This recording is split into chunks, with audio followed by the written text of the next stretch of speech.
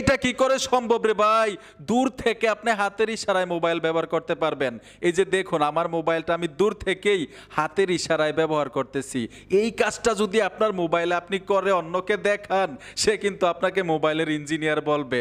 এই সেটিংসটা আপনি কিভাবে করলেন? তো আসেন দেখে আসি এই সেটিংসটা কিভাবে করতে হয়। হাতের ইশারায় মোবাইল ব্যবহার করার জন্য ছোট্ট একটা অ্যাপ্লিকেশন লাগবে। গুগল প্লে স্টোরে চলে আসবেন, লিখতে হবে সার্চ বক্সে স্পেশাল টাচ। এখান থেকে অ্যাপ্লিকেশনটা ইনস্টল করে নেবেন। ইনস্টল করার পর ওপেনে টাচ করবেন, পারমিশনগুলো দিতে হবে। প্রত্যেকটা পারমিশন দিয়ে এগ্রিতে টাচ করে দিবেন, নেক্সটে চলে আসবেন। 3বার নেক্সটে টাচ করার সাথে সাথে এখানে দেখুন সেটিংসে টাচ করে ওকেতে চলে আসবেন। এইখানে অফ যে বাটনটা আছে টাচ করে অ্যালাউ করে দিবেন। এখানে নেক্সটে চলে আসবেন, ইয়েস আই এম রেডি। এখানে টাচ করে কিভাবে কাজগুলো করতে হয় এইভাবে কিন্তু দেখায় রাখছে, ঠিক আছে? এরকমভাবে আঙ্গুলটা ধরে রাখবেন।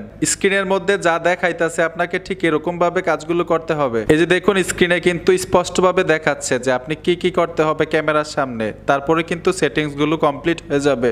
সম্পূর্ণ সেটিংস শেষ হওয়ার পরে এখান থেকে বের হয়ে আসবেন। এখন যদি আপনি টিকটকে, রিলসে অথবা ইনস্টাগ্রামে যান, সহজেই কিন্তু আপনি হাতের ইশারায় মোবাইল ব্যবহার করতে পারবেন। এই যে দেখুন ঠিক এরকমভাবে হাতের ইশারায় ব্যবহার করতে পারবেন।